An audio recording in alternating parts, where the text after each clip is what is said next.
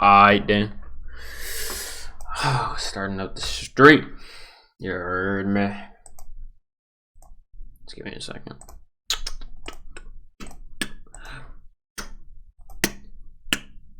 Just give me a second. Alright. Let's check how the audio is. I just want to see, you know. I haven't checked it since I did the gain on it. Let's move it a little bit closer. There we go. Let's check how the audio is. I just want to see, pretty good. I haven't checked it since I did the gain on it. Let's move there we go. Let's check how the audio is. I just want to see, you know. I haven't checked it since I did. Copy and paste in the Discord.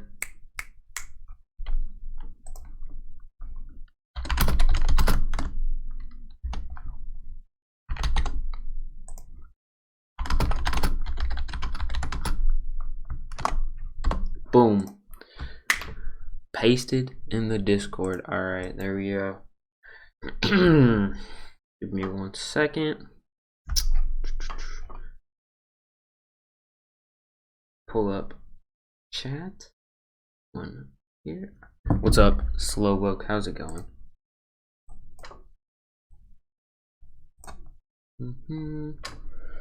Alright. Slowwoke, you don't have to clown me like that, but alright. Alright then, I guess, I suppose. That's how you feel.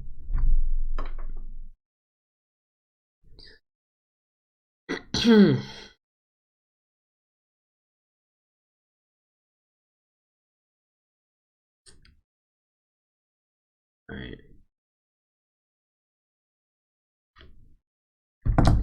Crack the knuckles. Just waiting for people to join now at this point. Like, there seem to be a good amount of people that wanted this stream. So, I hope they all come through.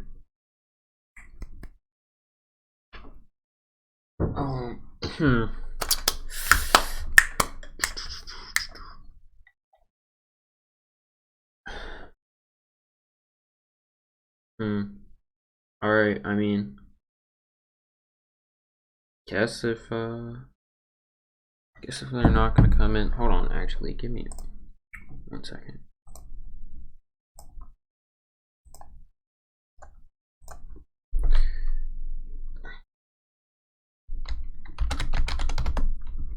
Let me check something real quick.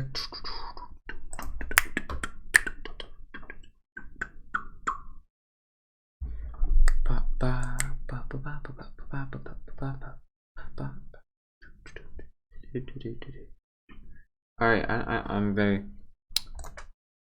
little. Alright. Well, I don't know what to do in the meantime until people come in, but I guess we can just start and people can go watch the VOD if they want. And I guess I'll just read the article straight up. Alright, so The Economist says, "We were all struck by the very somber tone of your recent speech at the ambassadors' conference. You began on an almost existential note about the future of Europe. You spoke of Europe's possible disappearance. Interesting. Aren't you dramatizing the situation? Why such a bleak vision of Europe's future?" Macron, I don't know, responds, "I don't believe I'm over dramatizing things. I'm trying to be lucid, but just look at what is happening in the world. Things that were unthinkable 5 years ago, to be wearing ourselves out over Brexit, almost said breakfast, to have Europe finding it so difficult to move forward, to have an American ally turning its back on us so quickly on strategic issues. Nobody would have believed this possible. How did Europe come into existence?" Poses that as a question. "I'm trying to face the facts. Personally, I think Europe is a miracle. This This continent has the greatest geographical concentration of culture and linguistic diversity, which explains why for almost 2 millennia Europe was rocked by constant civil wars.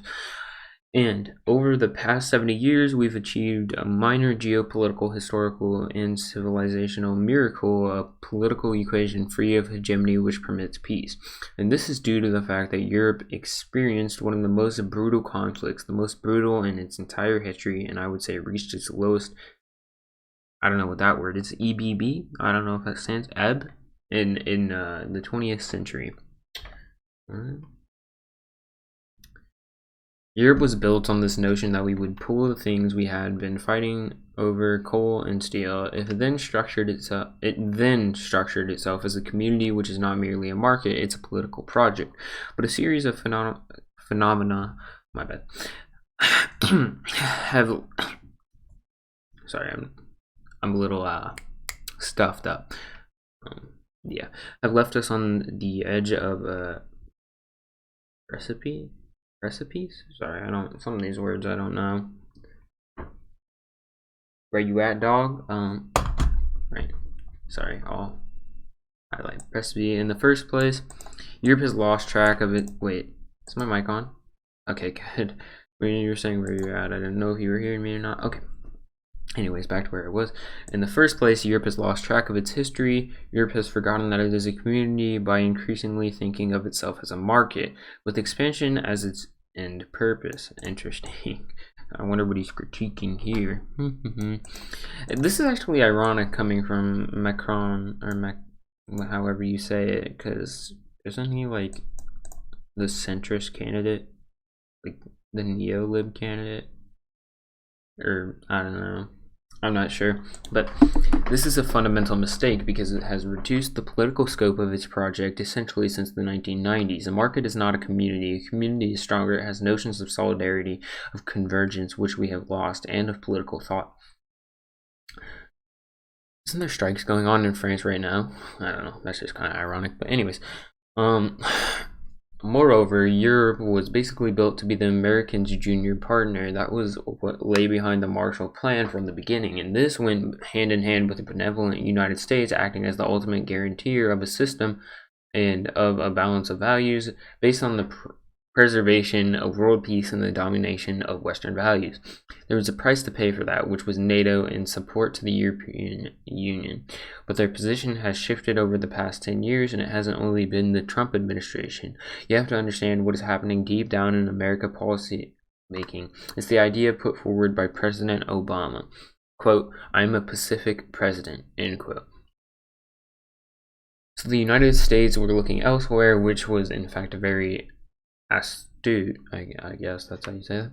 From their point of view at the time, they were looking at China and the American continent. President Obama then theorized it as a geopolitical strategy of trading blocs, signed treaties, and withdrew from the Middle East, saying, "This is no longer my neighborhood policy." That was quotes. But that then created a problem and a weakness. The 2013 to 2014 crisis, the failure to intervene in response to the use of chemical weapons in Syria, which was already the first stage in the collapse of the Western Bloc. Because at that point, the major regional powers said of themselves, "The weak is weak," things that had already begun implicitly became apparent in recent years. Okay, The Economist asks, which already modified the relationship between Europe and the United States? Macron responds, "The United States remains our major ally. We need them. We are close and we share the same values. I care a lot about this relationship and have invested a great deal in it with President Trump. But we find ourselves for the first time with an American president who doesn't share our idea of the European project, and American policy is diverging from this project. We need to draw conclusions from the consequences. The consequences, we can see them in Syria at the moment. The ultimate guarantee, or I don't know how to say that, but whatever. The umbrella which made Europe stronger no longer has the same relationship with Europe, which means that our defense, our security, elements of our sovereignty must be rethought through. I didn't wait for Syria to do this. Since I took office, I've championed the notion of European military and technological sovereignty." So firstly, Europe is gradually losing track of its history. Secondly, a change in American strategy is taking place. Thirdly, the rebalancing of the world goes hand in hand with the rise over the last 15 years of China as a power, which creates the risk of bipolar Oh, bipolarization. Sorry, y'all. I can't read. Bipolarization and clearly marginalizes Europe. And add to the risk of the United States/China G2 the reemergence of authoritarian powers on the fringes of Europe, which also weakens us very significantly. I'm pretty sure the G2 was, I don't know. Okay, hold on. Let me look this up. The G2, I know, was agreement with the United States and some other countries. I'm not sure what all countries were involved. Let's see.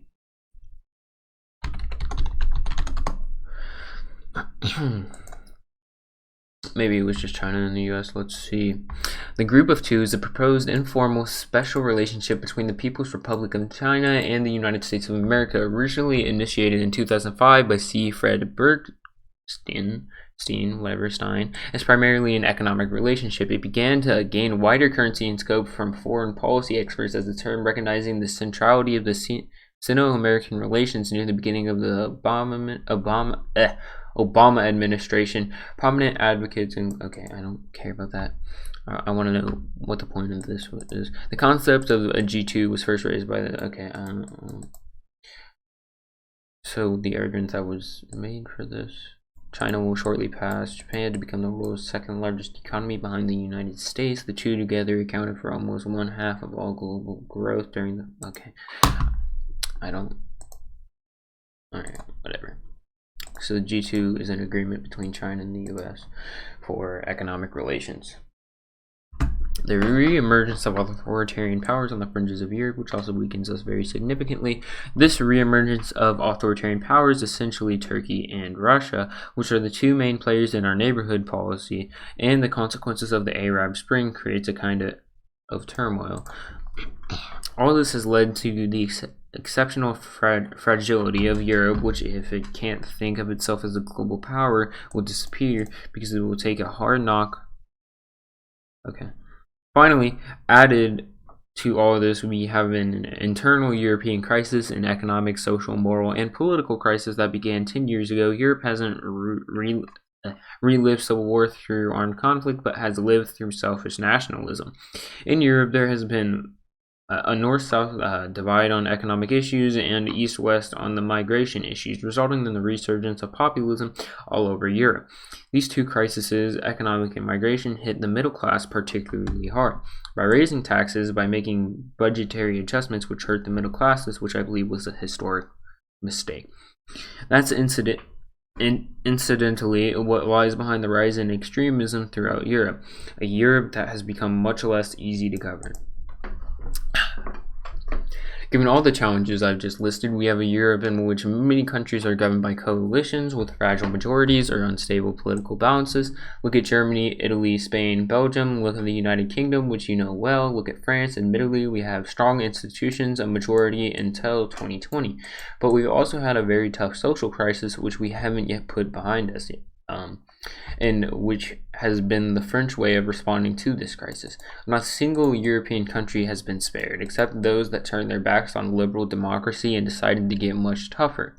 You could say that Hungary and Poland have sheltered themselves from such crises, even though they are warning signs in Budapest.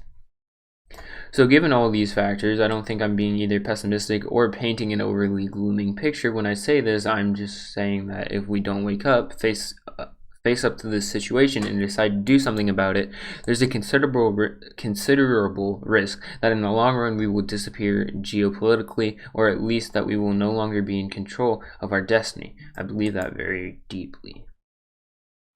That sounds like an over-exaggeration. I'm not sure about that. Let's see. Neoliberalism and massive austerity measures weakening the safety nets of many European nations are the main factors in the rise of the far right there. Yes, true. And they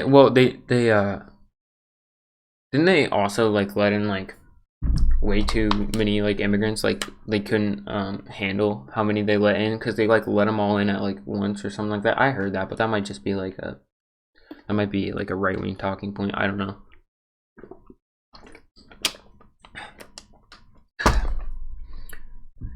Alright. But how, in practical terms, can you meet the challenge you describe? How will you actually overcome all the resistance, the obstacles, and build this European sovereignty?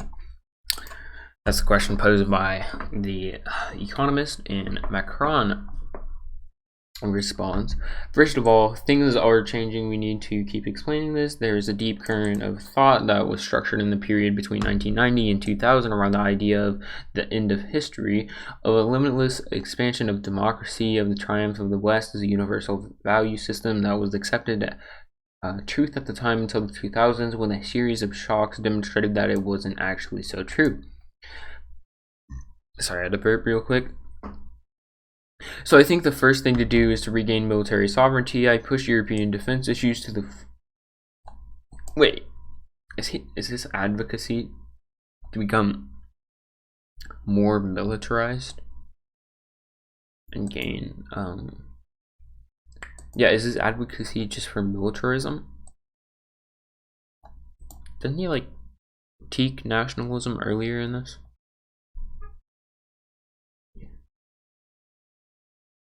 What do you say about nationalism? I remember saying something. Where is it at?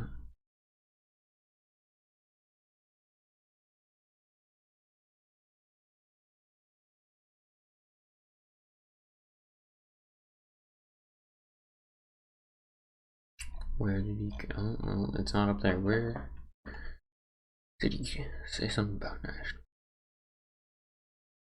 Because nationalism and militarism go pretty fucking hand in hand.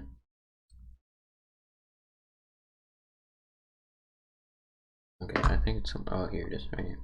Europe hasn't relived civil war through armed conflict, but okay, yeah, selfish nationalism. Yeah, I don't know how making the EU more militaristic gonna save anyone, but let's read. So I think the first thing to do is to regain military sovereignty. I push European defense issues to the forefront as soon as I took office at the European levels, at the Franco-German level, at the Franco-German Council of Ministers on July 13th, 2017. We launched two major projects, the tank and the aircraft of the future. Everyone said we'll never manage that. It's very tough, but we're making progress. It's possible. We launched the European Intervention Initiative that I announced at the Sorbonne, and which is now a reality. On Bastille Day this year, we had the 9 other member states in Paris. Since then, Italy has joined us, and Greece would also like to join this initiative. This shows that there is growing awareness of the defense question. Countries like Finland, Estonia have joined this initiative, countries which up until now were, for one, deeply suspicious of NATO, and for the other, distrustful of Russia. So in a mindset of, quote, I surrender completely to NATO, end quote, the instability of our American partner and rising tensions have meant that the idea of European defense is gradually taking hold. I don't know how to say that word. Aggiornamento for... I don't even know what that means. For a powerful and strategic Europe. I would add that we would at some stage have to take stock of NATO. To my mind, what we are currently experiencing is the brain death of NATO. We have to be lucid.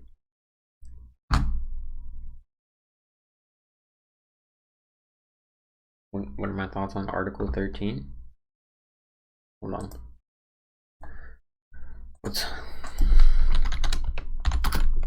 I don't know specifically what it says.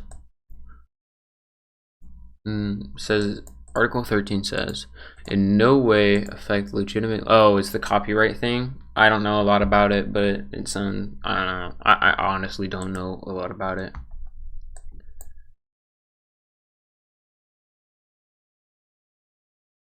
I think it's probably not a good thing, right? Doesn't it like give more power to like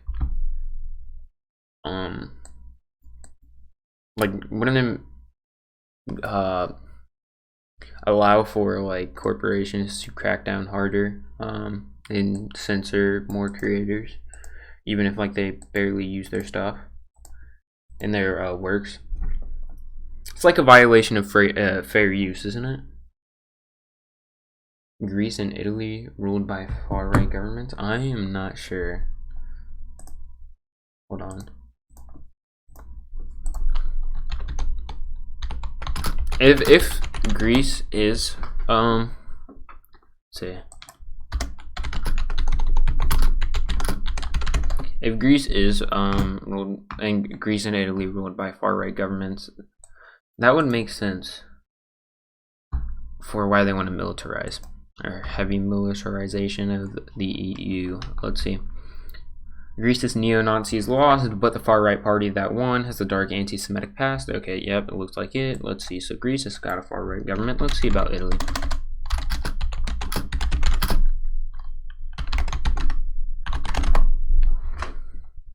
Far-right in Italy is blocked but not banished. Let's see. Is there any?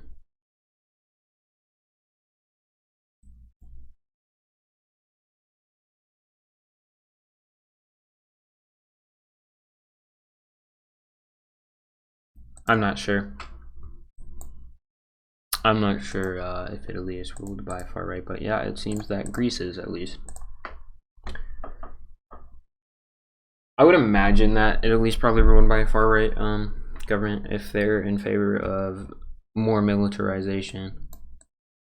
Okay, quote, the brain death of NATO, question mark, end quote. So they're asking what Macron meant. The Economist is asking what Macron meant when he referred to the brain death of NATO, which is ableist as fuck, but I'll continue.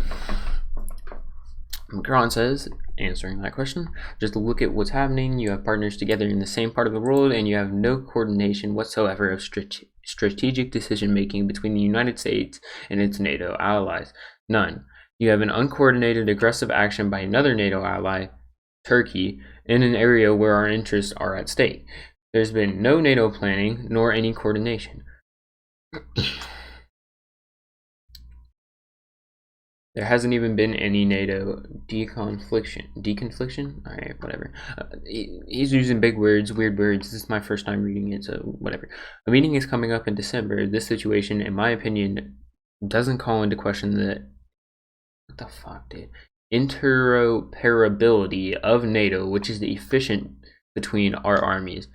It works well in commanding operations, but strategically and politically, we need to recognize that we have a problem.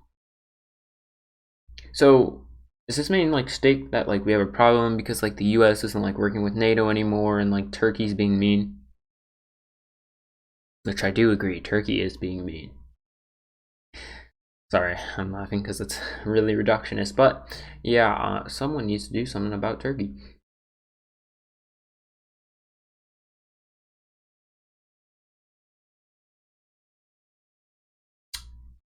I don't really know much about Estonia. I'm not very good when it comes to geography and all that stuff. Or honestly, I'm not super aware when it comes to the geopolitical scene in general. But hey, we're learning right now. And The Economist asks, do you now believe that Article 5 doesn't work either? Is that what you suspect? All right, let's look up what Article 5 is.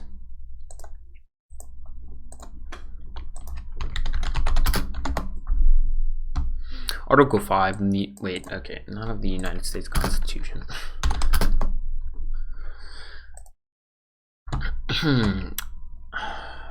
Article 5 of the European Convention on Human Rights provides that everyone has the right to liberty and security of person. Liberty and security of the person are taken as compound concept. Security of the person has not been subject to separate interpretation by the court.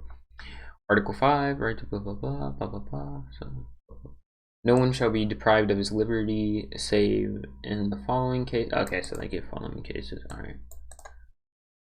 Everyone who's arrested shall be in. Okay, okay. So Article 5. Liberty and security of person are guaranteed. Or you have a right to them. Okay. So Macron, whatever, responds to that question. I don't know, but what will Article 5 mean tomorrow? If the Bashar al-Assad, sorry to burp again, regime decides to retaliate against Turkey, we will commit ourselves under it. It's a crucial question. We have entered the conflict to fight against Daesh, which as in brackets, Islamic State. The paradox is that both the American decision and the Turkish offensive have had the same result, sacrificing our partners who fought against Daesh on the ground. The Syrian Democratic Forces, in brackets, a militia dominated by Syrian Kurds, that's the crucial issue. So, sacrificing our partners. Okay.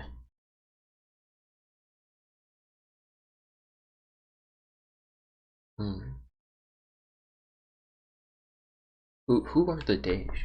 I'm gonna look up who the Daesh are. Are the Daesh ISIS?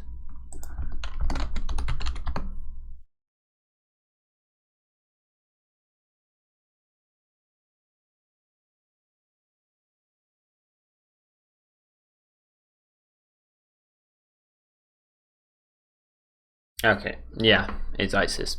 Cool. Okay, so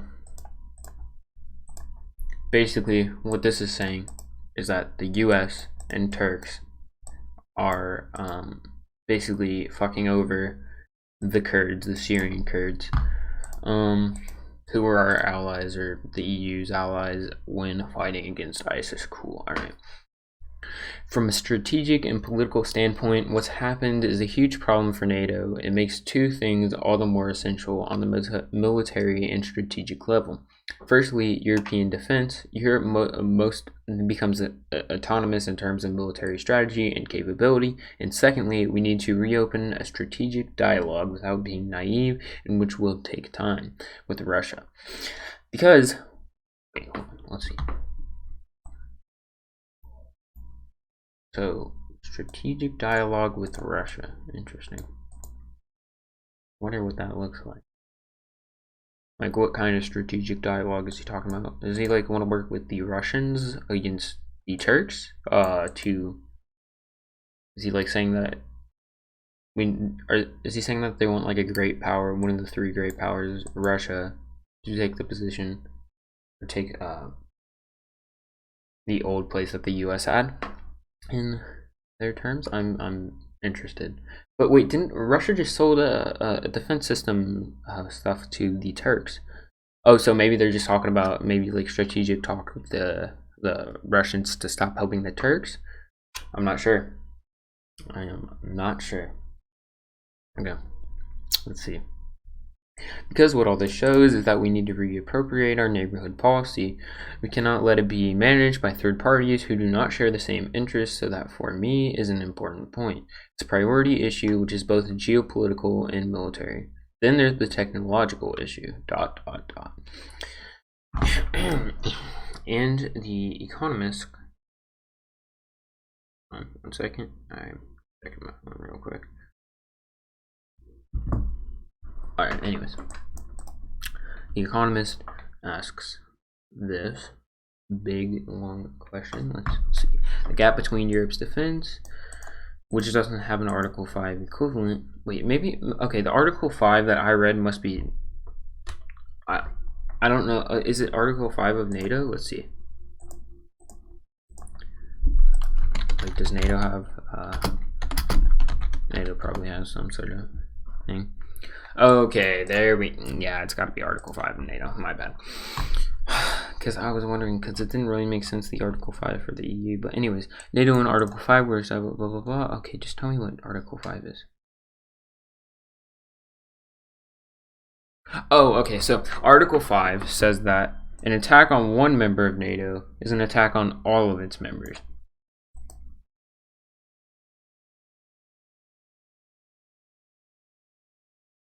Okay. Okay, that makes that previous question and comment make a lot more sense. Alright, so the gap between Europe's defense, which doesn't have an Article 5 equivalent in NATO, is very hard to bridge, though, isn't it? It's very hard to guarantee each other's security with the same credibility that NATO has, even allowing for the weakening of NATO that you've just spoken of. So how do you get from an idea of collaboration to the guarantee of security that NATO perhaps can't provide anymore? How do you cross that gap and project power too, if necessary? project power, my bad. Macron responds, first of all, NATO is only as strong as its member states, so it only works if the guarantee of last resort functions as such.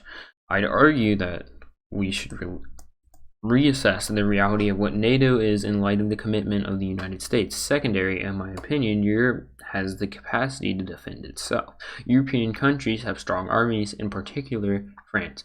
We are committed to ensuring the safety of our own soil as well as to many external operations. I think that the interoperability of NATO works well. I'm going to look up this word because that's the second time he used it, and if he uses it again, I should probably know what it means.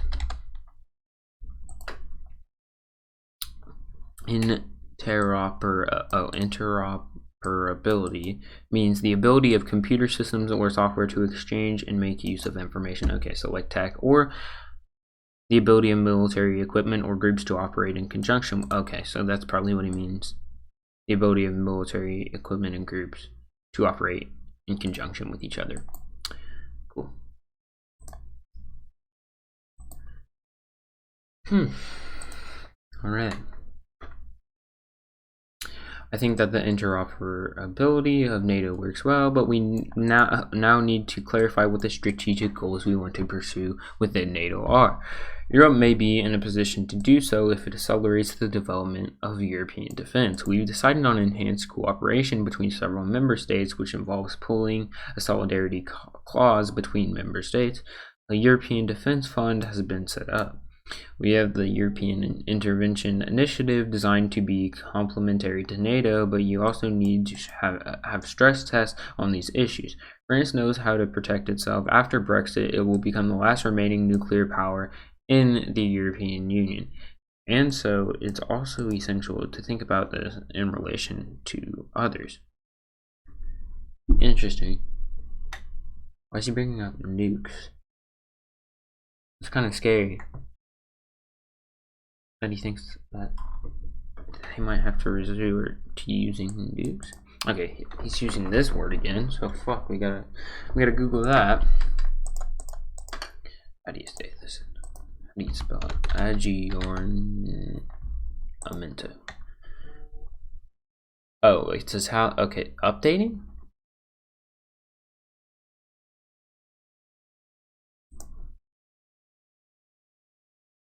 Okay, I mean, I don't know how that works, but okay. Alright, it's an aggiornamento for this project, so I guess that means that it's like a work in progress, I guess. NATO was designed in response to an enemy, the Warsaw Pact. In 1990, we didn't reassess this geopolitical project in the slightest. When our initial enemy vanished, the unarticulated assumption is that the enemy is still Russia. It's also true that when we intervene in Syria against terrorism, it's not actually NATO that intervenes. We use NATO's interoperability mechanisms, but it's an ad hoc coalition. So the question about the present purpose of NATO is a real question that needs to be asked, particularly sorry guys, I can't speak today, by the United States. In the eyes of President Trump, and I completely respect that, NATO is seen as a commercial project. He sees it as a project in which the United States acts as a sort of geopolitical umbrella, but the trade-off is that there has to be commercial exclusivity. It's an arrangement for buying American products. France didn't sign up for that.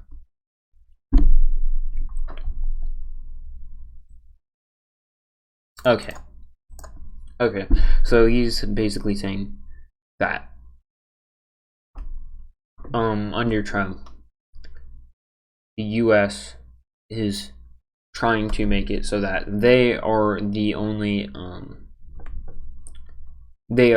place in which NATO countries can buy goods from, because he wants to tap into all those markets. And France is basically Macron saying, yeah, no, fuck that shit, that's not what we signed up for, and that's not what anyone signed up for. Yeah, it was because it was, again, he just said it was in response to the Warsaw Pact. So yeah, alright, I see what he's saying. You're right, Europe hasn't demonstrated its credibility yet. I just think that attitudes are changing, and that today European defense is complementary to complementary to NATO, but I also believe it now needs to become stronger because it needs to be able to decide and increasingly take responsibility for more of our neighborhood security policy that's legitimate. In my sorry, I looked over at chat. In my discussion with President Trump, when he says it's your neighborhood, not mine, when he states publicly the terrorists, the jihadists that are over there, they're European, they're not American, when he says it's their problem, not mine, we must hear what he's saying. He's stating a fact. It simply means what was only implicit under NATO until now. I am no longer prepared to pay for and guarantee a security system for them, and so just wake up.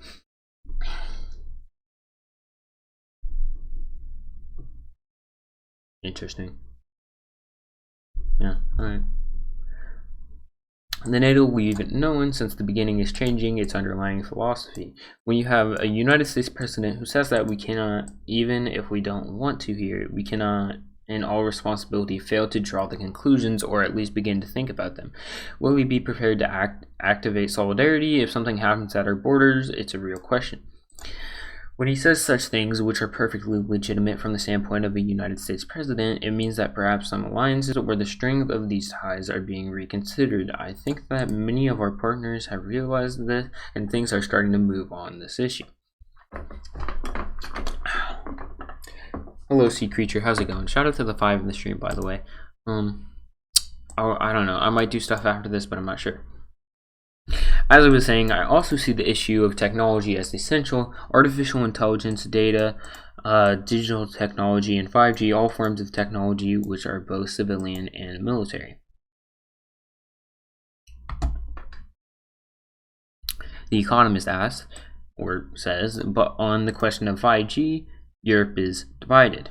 Macron responds, because Europe simply failed to have any degree of thinking or coordination on the issue. In other words, sovereign decisions and choices were de facto delegated to telecom operators. I would put it as bluntly as that. I discussed it the other day at the European Roundtable with the German Chancellor, and it was as if I'd used a swear word when I said, quote, can you guarantee that the development of 5G on the most technologically sensitive cores will be totally European, end quote. Nobody can. In my opinion, some elements must only be European. What? Why would be... What? So he's advocating for technological superiority from Europe?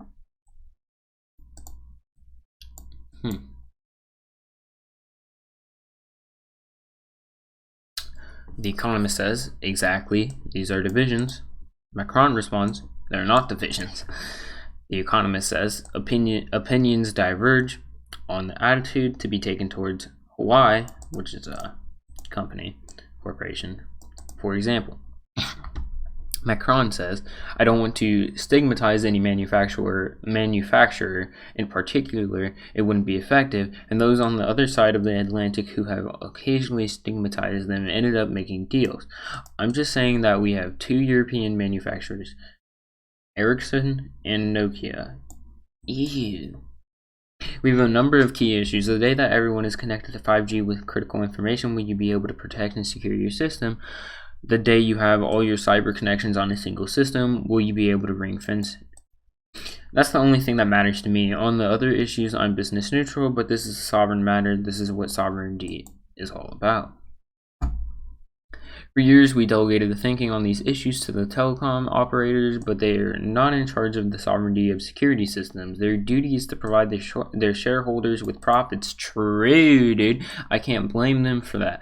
In a way, we've completely abandoned what used to be the grammar of sovereignty, which are issues in the general interest that cannot be managed by business.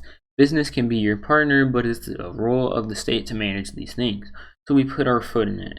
And I think there's a change starting to take place on this issue, but it isn't about mistrust or being commercially aggressive towards anyone. Interesting. What is 5G? I guess data? I guess, are they talking about like 5G service? Let's see. What is 5G? That's what I was interpreting it as, like 5G is an advanced wireless technology that has begun deployment in 2019. 4 million Koreans have 5G phones in October 2019, with 5 million expected by the end of the year. China has deployed over 100,000 base stations. 150 million 5G mobile subscribers are expected by 2020 in China. Yeah, so what I was saying, it seems like just service, like data, I guess. Weird. Apparently he wanted that to be only a European thing. I don't know why, but cool. I guess for, well, I mean, I guess for technological superiority, and he's basically saying that corporations will never do that because they want profit, I'm assuming. I guess. I think that's what he's saying. I've always said to our partners, whether it's the Americans or the Chinese, quote, I respect you because you're sovereign, end quote. And so I believe Europe will only be respected if it reconsiders its own sovereignty. You have to grasp the sensitivity of what we're talking about. On the issue of 5G, we refer mostly to relationships with Chinese manufacturers. On the subject of data, we mostly talk about relationships with US platforms. But today we've created conditions in Europe where it's business that has decided these things. The result is that if we just allow this to continue in 10 years' time, no one will be able to guarantee the technological soundness of your cyber systems. No one will be able to guarantee who processes the data and how of citizens or companies. From what you're saying, it sounds as if you think your European partners are somewhat naive. So I think he's Macron. Now, drink water real quick. I think what Macron's trying to say is he doesn't want to become too dependent on China and US when it comes to this stuff, because again, then the European Union, or just Europe in general, won't be able to guarantee their tech soundness of their cyber systems, etc., etc. And this especially makes sense when like U.S. and China relations seem to be becoming stronger. Well, I mean, they were at least under Obama administration, due to like the G2. I'm pretty sure that was under the Obama administration and that kind of stuff. And the U.S. seems to be shifting away from NATO. So I kind of get what they're saying. And Macron continues. I think Europe's agenda was imposed on it for years and years. We were too slow on many issues. We did discuss these issues, but it wasn't really a question we wanted to ask ourselves because we lived in a trade maximizing world with secure alliances. The dominant ideology had a flavor of the end of history. So there will be no more great wars. Tragedy has left the stage. All is wonderful. The overriding agenda is economic, no longer strategic or political. Little did you know that. It seems that the agenda being economic is like intrinsically political and strategic, but I'll let that slide. In short, the underlying idea is that if we're all linked by business, all will be fine. We won't hurt each other. In a way, that the indefinite opening of world trade is an element of making peace. Interesting. So globalization means peace is what they suspected, but they were wrong. So it sounds like he's critiquing neoliberalism, or at least a core tenet of it. Part of it, whatever. Except that within a few years, it became clear that the world was breaking up again, that tragedy had come back on the stage, that the alliances we believed to be unbreakable could be upended, I guess, that people could decide to turn their backs, that we could have diverging interests, and that at a time of globalization, the ultimate guarantor of world trade could become protectionist. Okay. That makes sense. Makes sense. Alright, I see what they're saying. Major players in the world trade could have an agenda that was more an agenda of political sovereignty or of adjusting the domestic to the international than of trade.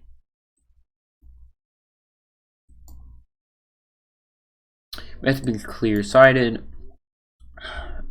We have to be clear-sighted. I'm trying to understand the world as it is. I'm not lecturing anyone. I may be wrong. Can we blame anyone for not having seen this 5 or 10 years ago? The United States also has its weaknesses. Take 5G, huge country, the biggest technology market. They no longer have their own genuine 5G players. They are dependent on the technology of others, the Europeans or Chinese, so it's not easy for anyone. But what I mean by this is that it seems to me that Europe was driven by logic whose primacy was economic, with an underlying belief that was basically that the market economy suits everyone well, and that's not true, or not anymore.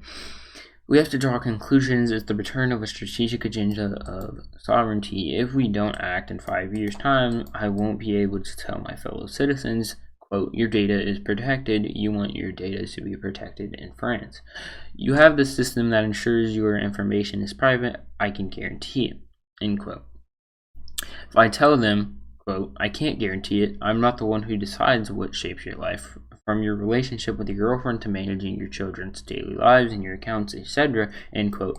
And if we just let things happen, everything that makes up your life will be managed, used, and monitored by people who have nothing to do with the state. If you want proof of this, look at Google's attitude to the European directives on copyright policy, a subject that affects you. I don't think, well, not me, because I'm not European or in Europe, but yeah. And The Economist says, but in defense and technology, which I guess is a book or something, I don't know, you described a Europe that's failed to work together, a Europe that's too fragmented. Do you believe that Europe can act together within the present constitution of the European Union? Does it require a big centralization of power, of money? Okay. Macron responds, these are subjects which Europe hadn't previously taken on board. European defense was relaunched in the summer of 2017. It was something that hadn't been put on the table since the mid-1950s. Despite various efforts that began in 1999, we've only thought about technology in Europe in the terms of a single market, i.e., how to remove barriers, roaming, etc. We haven't thought it through at all in terms of suppliers and the strategic aspect. Europe is divided on some issues and it moves too slowly, and notably on issues of economic stimulus. Budgetary solidarity is more the issue of integrating the Eurozone, banking union, which aren't moving fast enough and which are a subject of a division in Europe. Europe is also divided on the migration issue. Basically, Europe has been too slow to manage the 2 major crises it has experienced over the past 10 years and to find joint solutions on that. You are right. On the sovereignty agenda I referred to, these are fairly new questions, and so we can move fast. On defense, Europe has moved quite quickly, much more so than on other issues because it's basically a new environment. We need to share this geopolitical awareness and make sure that everyone is on board. On many of these subjects, the European Commission has competence, digital, single market, and now defense under enhanced cooperation. This incidentally is the French portfolio in the next commission. That's why it's so important for us, but these are subjects in which the commission has a major role to play. As to the question of whether we change constitution, personally I don't see the topic as closed. I've said that several times, but the question of whether we share the same agenda, in other words, of pooling more in order to move towards a system that is somehow looser, softer, less and less strategic, I'm not in favor of that. I'm in favor of making things more effective, deciding more quickly, more clearly, changing the dogma and ideology that drive us collectively today, and to have a more sovereign, more ambitious project for Europe's future, which is more democratic and which on both digital and climate issues goes much faster and is more powerful. But that depends on getting the major European players behind this agenda. Having said that, I think at some point, of course, Europe will need to be reformed. Of course, we'll need a commission with fewer members. Of course, we'll need to have qualified majority voting on a range of issues. The Economist asked, when we interviewed you in July 2017, you already seemed quite frustrated by Europe's slow pace, and especially by the Franco-German relationship and the Germans' ability to work alongside you and keep pace with you. Who will you build this Europe with if it's not the Germans? Hold on, let me look up what this means real quick.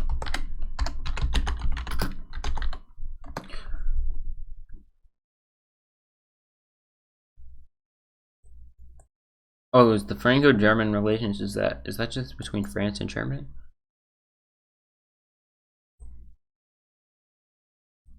Okay.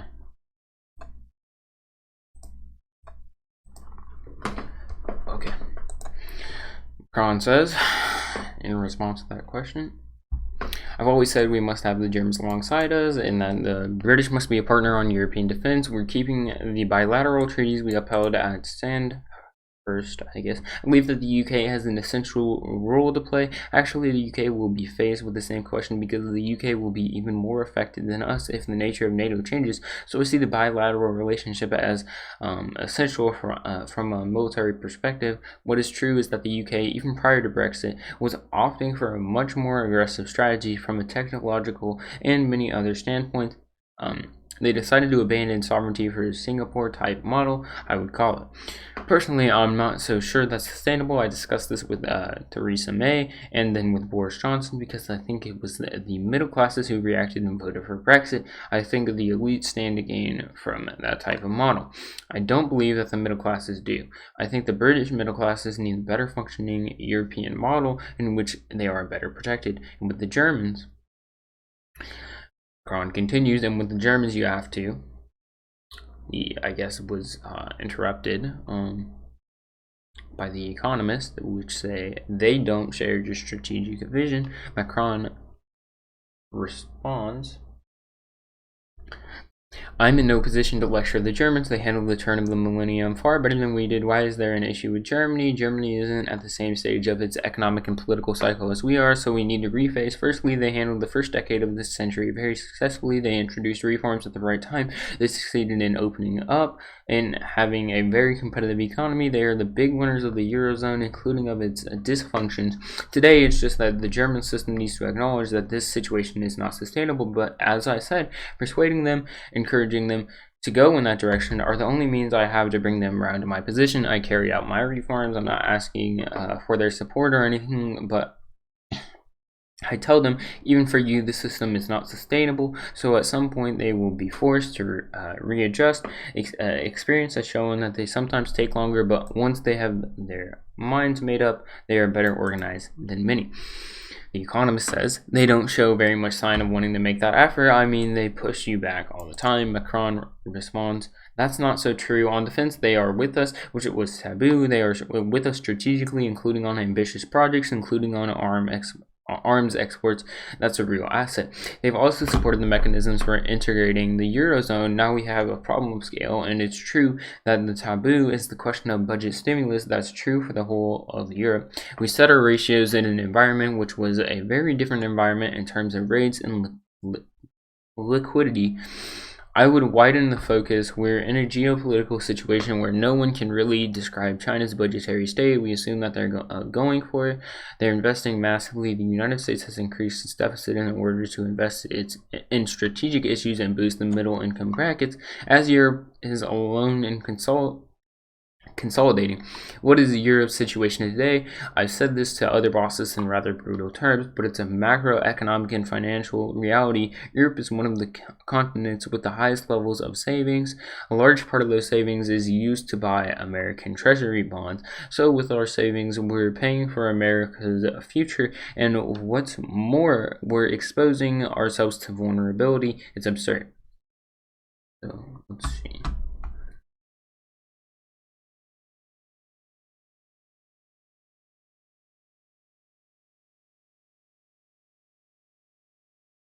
Okay. So they're mad in America, or not necessarily in America, but that Europe is using their savings basically to further America, and that's putting them off at a worse position. Yeah, no, I'm pretty sure Macron's I'm pretty sure he's like the moderate candidate of France. Like he's not right wing really. He's not really left wing. He's just like a moderate, which might be right wing for France, but I'm not sure. Given this context, we need to rethink our macroeconomic deal. We need more expansion, more investment. Europe can't be the only zone not to do so. I think that's also why the debate about the 3% of national budget and the 1% for the European budget belongs in the past century. This sort of debate won't enable us to develop this policy. This sort of debate won't allow us to prepare for the future. When I look at our level of investment in artificial intelligence compared with China or the United States, we're just not in the same league. The Economist asked, could we come back to your diplomatic activity? We've seen a great deal of activity on the Iranian dossier, but also Ukraine. You put forward the idea of France as a balancing power, that's to say a power that can talk to others, have an open dialogue with all. Isn't there an elemental contradiction between that ambition and the ambition to create a militarily powerful Europe? This is a good question. It's a question of soft power and hard power. Let's see how Macron responds. Macron says, I don't believe so in the slightest, quite the contrary. Europe, in any case, has to think of itself as a balancing power, but I think that it's France's role as a permanent member of the Security Council, a nuclear power, founding member of the European Union, a country which is present through its overseas territories on every continent and which remains very present because of the French-speaking world. We have unparalleled reach. Basically, only the UK via the Commonwealth can claim a similar reach, although it's decided to follow a different path, but our traditions and our diplomatic history are different. We're less aligned with American diplomacy, which in this world gives us more room for maneuver.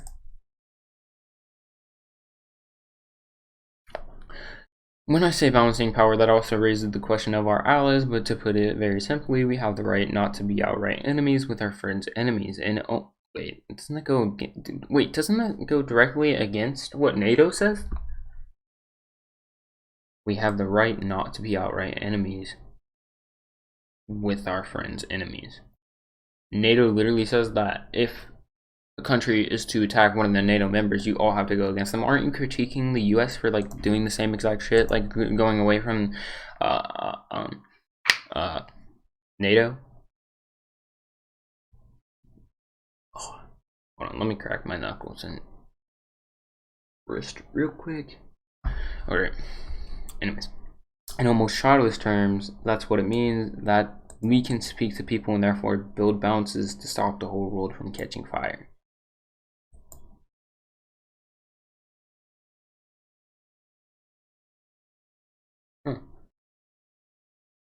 Basically just saying that France has a lot of soft power, but I don't know how much it means, but alright, let's continue. I don't think it's in the least incompatible, because it's, first of all, what enables us to be effective and have leverage in the European neighborhood. It's also what allows us to enact the fact that, for me, the point of military power is not necessarily for it to be used. It's used in the fight against terrorism, of course. The war on terror is one of the biggest shams out there, that it's used to justify almost all atrocities. Let's continue. In Africa and as a partner in the international coalition, however, it essentially serves our diplomacy. I think it's very important to keep both levers and therefore to seek to play this role of balancing power as well as to maintain military credibility. These days, if you don't have military credibility in a world where authoritarian powers are on the rise again, it won't work. Yeah, that's probably fair and true, that point, but to say that you're going to use it to fight against terrorism is bullshit. You're going to justify doing atrocities by saying that you're fighting against terrorism, like all great powers do.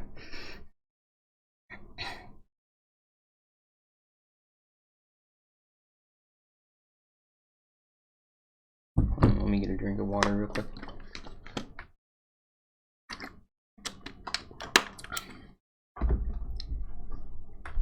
And actually, this is why what just happened in Syria is dramatic. We've enacted a military retreat. It's the opposite of what we obtained from the Americans on April 13th, 2018, during the strikes against the Syrian chemical weapons program, which enhanced their credit in the region, including From a diplomatic standpoint, with Operation Hamilton, we carried out surgical strikes on chemical weapon bases. In Syria, we showed that the red line was being enforced, which was not done in 2013 to 2014, so it's a combination of both. I think it's very complementary. Oh, wait, no, you mean when, I believe it was France, Britain, and the US decided to strike Syria, but then they ended up killing a shit ton of civilians, and they lied about hitting a chemical weapon base, and they actually hit like something for like venom treatment. I'm pretty sure. Hold on, let's look this up.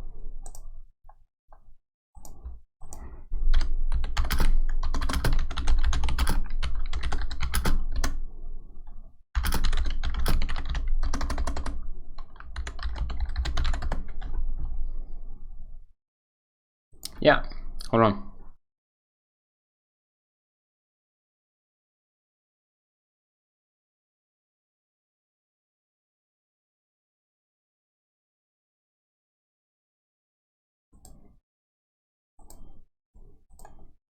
Alright, right here.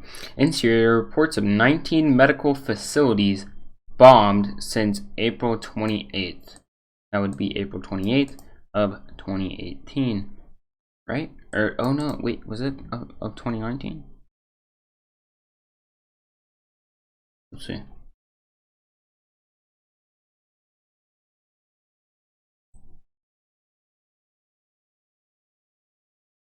I don't know. Anyways, all I know is that we're fucking bombing hospitals there, and I'm pretty sure we did so.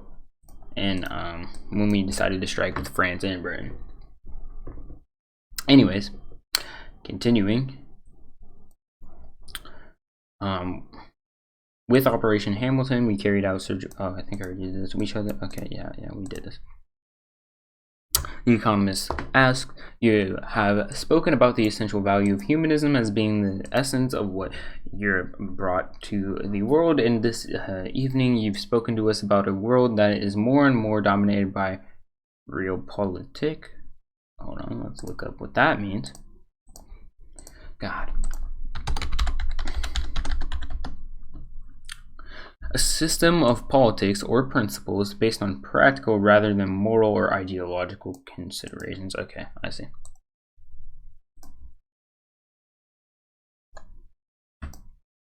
So in this evening, you've spoken to us about a world that is more and more dominated by realpolitik, that the idea that Western values had permanently triumphed was false, yet many of your European partners find it very difficult to act in a realpolitik way because it requires them to look the other way, to talk to Mr. Putin, for instance, or to deal with China despite what's happening to the, I don't know how to say it, but Uyghurs in, I don't know how to say that, Xinjiang?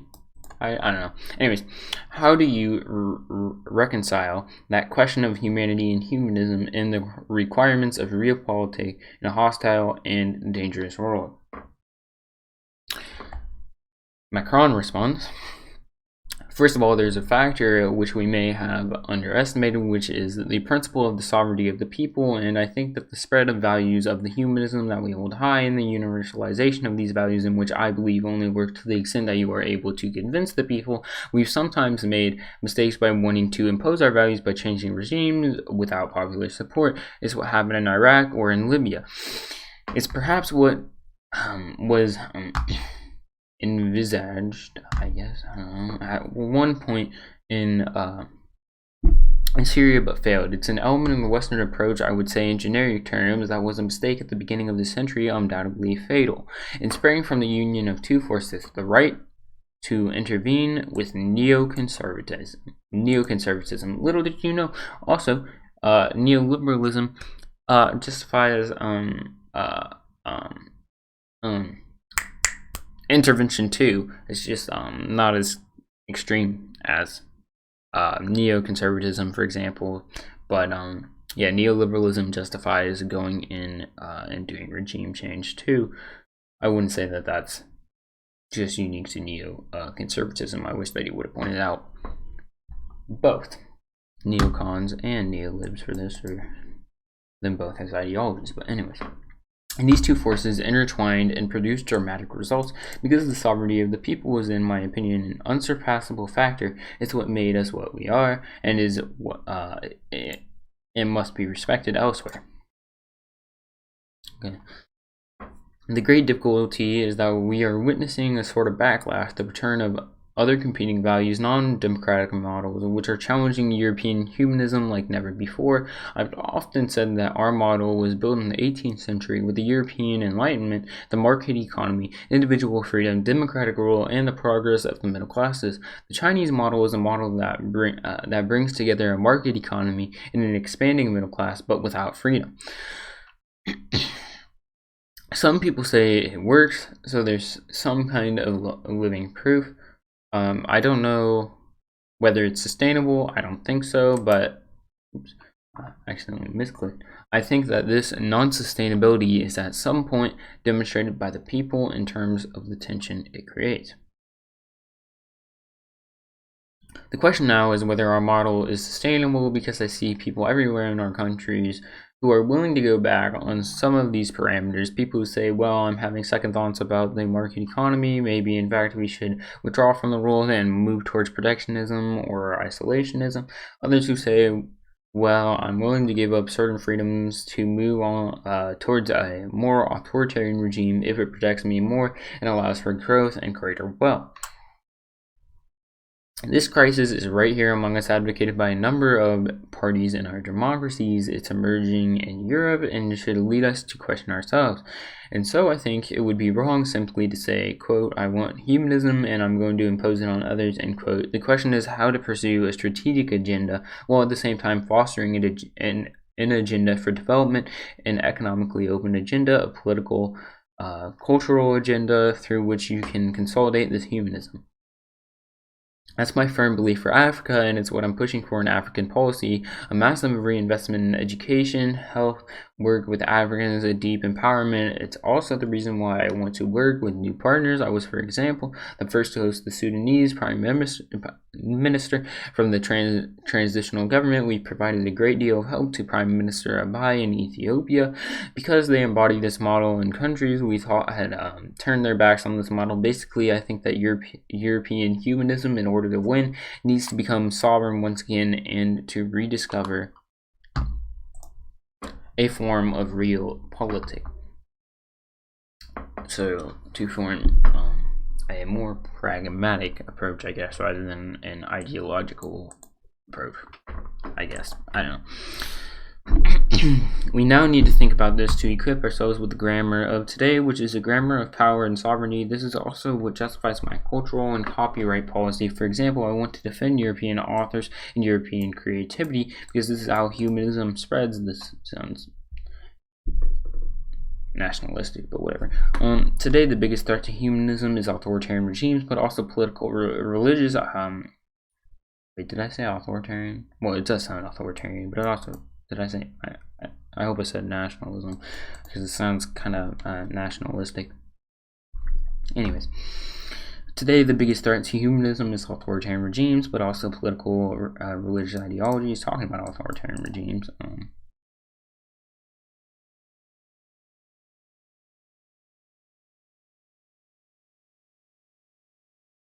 Right. Anyways.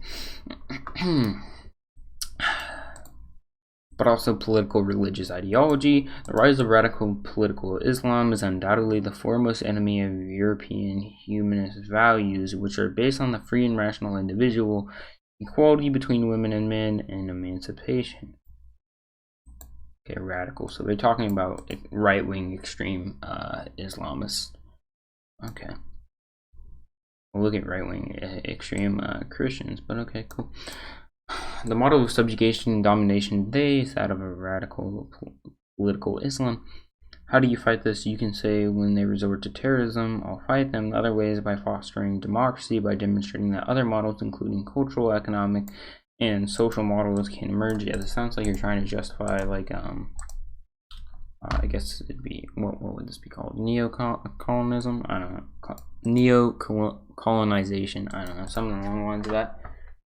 I'm trying to think of the, imperialism. There we go. That's the word. The Economist asks, on the subject of authoritarian regimes, you have called for, I guess this is supposed to say reapproachment with Russia, evoking away Obama's reset policy, which in the end was not a great success. What gives you reason to think that this time it will be different? Macron responds, I look at Russia and I ask myself, what strategic choices it has? We're talking about a country that is the size of a continent with a vast landmass. Sorry, I had a burp. With a declining and aging population, a country whose GDP is the same size as Spain's, which is rearming at the double more than any other European country, which was legitimately the subject of sanctions over the Ukrainian crisis. And in my view, this model is not sustainable. Russia is engaged in over-militarization and conflict multiplication, but has its own internal issues. I know this. I'm used to demographics, so I'm like, I guess it's demography, economy, etc. Sorry, I'm slipping up on my words. My brain's just not working right now. So what are its strategic options? One option is rebuild a superpower by itself. That will be extremely difficult, even if our own heirs have given it some leverage. We showed ourselves to be weak in 2013 to 2014 and Ukraine happened. Today, Russia is optimizing its game in Syria because of our own heirs. We're giving it some breathing space so it can still play that way, but all that is very tough for the reasons I mentioned, along with a political and ideological model based on identity-based conservatism that prevents Russia from having a migration policy, because the Russian population is composed of and surrounded by Muslim populations that worry it a lot. Wow, sounds fucking racist as shit. Given the size of the territory, it could have had a tremendous growth lever, namely a migration policy, but no, it's an orthodox conservative political project, so that won't work. I don't believe much in this standalone option. The second path that Russia could have taken, the Eurasian model, only it has a dominant country, namely China, and I don't think that this model would ever be balanced. We've seen this in recent years. I look at the table plans that are laid out for meetings for the new Silk Road, and the Russian president is seated further and further away from President, I don't know, Xi Jinping. I'm not sure how to say it, but I tried. He can see things are changing, and I'm not sure he likes it, but the Russian president is a child of St. Petersburg. He was born there, his elder brother died in the Great Famine, and is buried in St. Petersburg. I don't believe for one second that his strategy is to be China's vassal. I'm assuming vassal means friend, or ally, something along the lines of that. Maybe we'll see. Just assuming on context. Let's see. A holder of land by feudal. Okay, yeah. Allegiance. It seems. Yeah.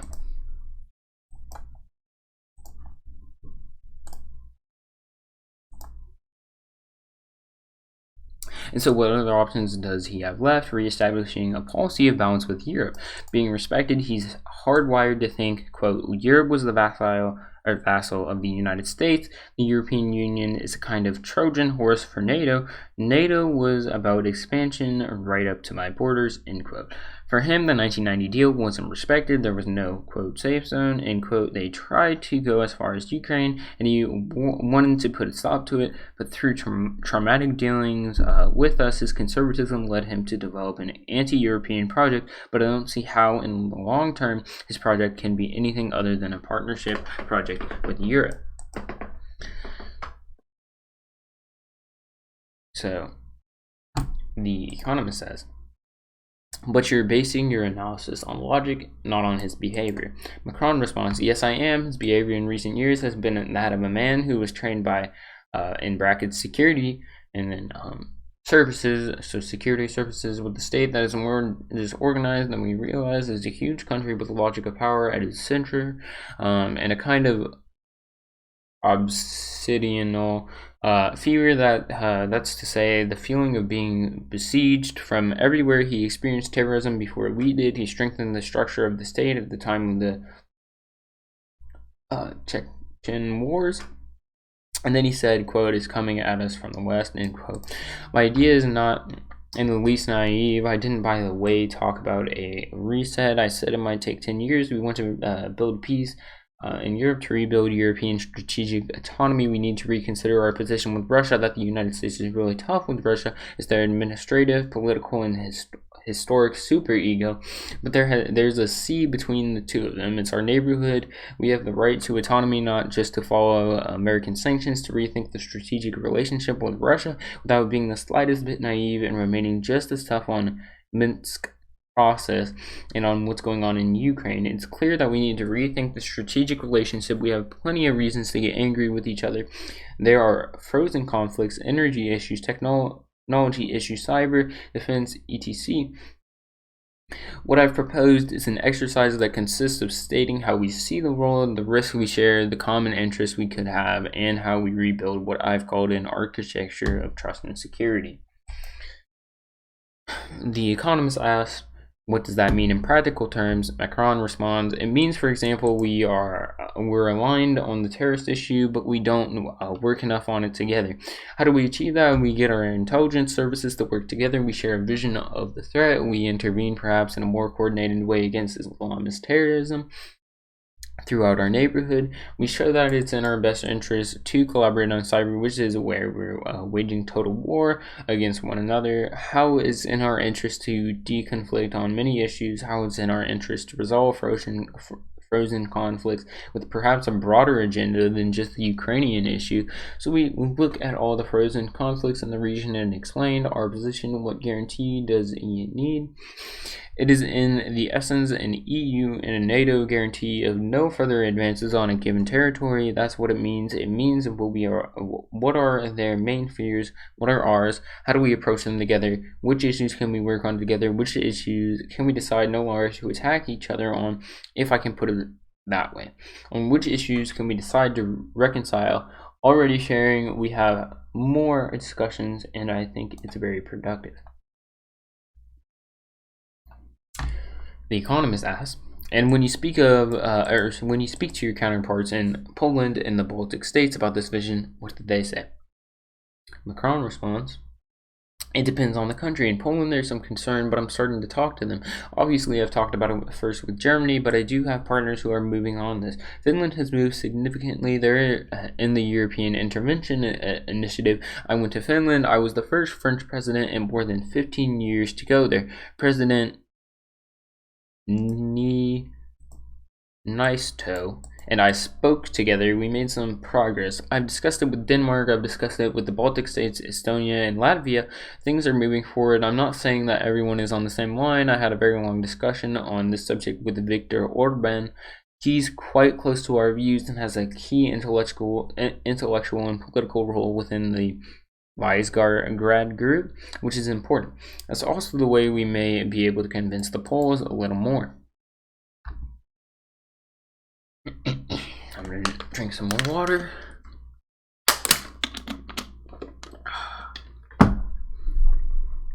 So I think things are changing. I can't blame the Poles. They have a history, they have a relationship with Russia, and they wanted the American umbrella as soon as the wall fell.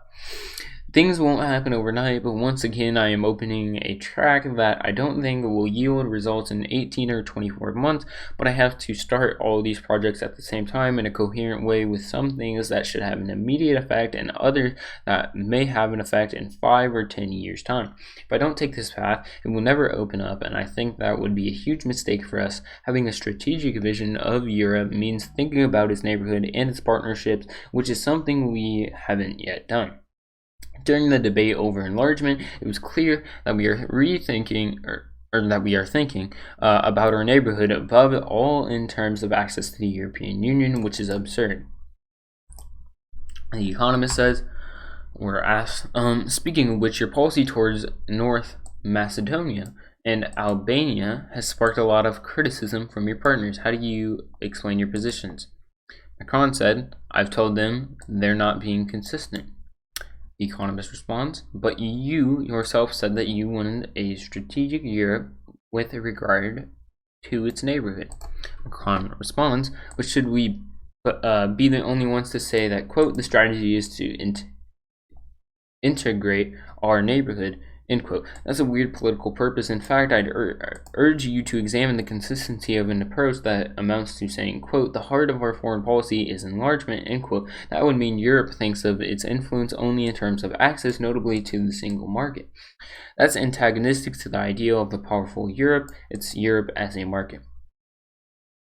I've tried to be consistent. I've told them, quote, we have a problem. We can't make it work with 27 of us. 28 today, 27 tomorrow. Do you think it will work better if there are 30 or 32 of us? End quote. And they tell me, quote, if we start talks now, it will be in 10 or 15 years, end quote. That's not being honest with their citizens or with those countries. I've said to them, end quote, look at banking union, quote, now, end quote. The crisis in 2008 with these big decisions, end of banking union in 2028, it's taking us 20 years to reform. So even if we open these negotiations now, we still won't have reformed our union if we carry on at today's pace. So for me, we need a consistency test. If we want a powerful Europe, it has to move faster and be more integrated. That's not compatible with the opening of an enlargement process right now. 2, those who tell you that we must enlarge are the same who say we must keep the budget at 1%. That's the metaphor I used about toast the other day. Some want the piece of toast to keep getting bigger and bigger, but when it comes to spreading on more butter, they refuse. In the end, Europe becomes a market, but there's no longer any solidarity and no policy for the future. If we spend the same amount of money on something that's bigger, there's no longer any convergence policy, there's no longer any political project in the long run, and there's no longer any capacity to invest in relation to the outside world. So then they tell you it's the only way to prevent Russia, Turkey, and China from being the kingmakers in these countries, but these influences persist and are increasing in countries that are already in negotiations or sometimes even already members. At the very least, if we said, quote, we'll make an effort, we'll invest, we'll tell our businesses to go full speed ahead, we'll spend on development, on culture, education, end quote, that would make sense. Opening a purely bureaucratic process is absurd. I should add that, also, I mean, just wondering, what does it look like to spend money on culture? Anyways, I digress. I'm actually wondering, like, I'm curious, like, I don't know what that means. But yeah, I digress. I should add that most of them were in favor of opening up to North Macedonia, but nearly half of them were against opening up to Albania. Fatal flaw, or fatal error. The Economist asked, do you think they're hiding behind France? Macron said, I don't just think that, I know it. Ask them tomorrow whether they want to open the door to Albania. Half of them will say no, they want to open up to North Macedonia. It's small, it's changed its name, and that's a real historic achievement. It doesn't frighten anyone. The reality is that if we don't open up to Albania, we'll inflict a terrible trauma on the region. There are Albanian speaking communities everywhere. If you humiliate Albania, you will destabilize the region in a lasting way.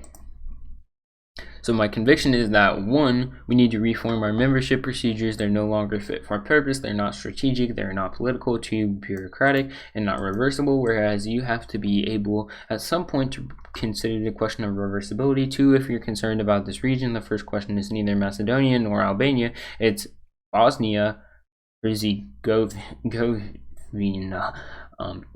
However you say that. The time bomb that's ticking right next to Croatia and which faces the problem of returning jihadists is Bosnia Herzegovina. The third issue is that we need to reform our relationship procedures before we open negotiations. If we achieve this reform in the coming months, I'd be ready to open negotiations if they've also made their few extra remaining efforts, but I don't want any further new members until we reform the European Union itself. In my opinion, that's an honest and indispensable prerequisite. And The Economist says, one last question. It seems to me a corollary of what you are saying about Syria and Turkey, that in the long run, Turkey doesn't belong in NATO. Is that your view? Macron says, I couldn't say it's not in our interest to push them out, but perhaps to reconsider what NATO is. I applied exactly the same reasoning to the Council of Europe and Russia. I was roundly criticized for that, but I believe it's a stronger message because the Council of Europe involves obligations. Keeping Russia in the Council of Europe was about giving greater protection to Russian citizens. In any case, I think the question that needs to be asked, quote, what does it mean to belong to NATO, end quote. I think that in the current context, it's more in our interest to keep try to keep Turkey within the framework and in a responsible mindset, but that also means that given the way NATO operates today, NATO's ultimate guarantee must be clear with regards to Turkey. And today, what's caused this friction, what we have seen, why I spoke about, quote, brain death, end quote, is that NATO as a system doesn't regulate its members, so as soon as you have a member who feels they have the right to head off on their own, granted by the United States of America, they do it, and that's what happens. Again, referring to your ableist brain death comment, Macron, but whatever.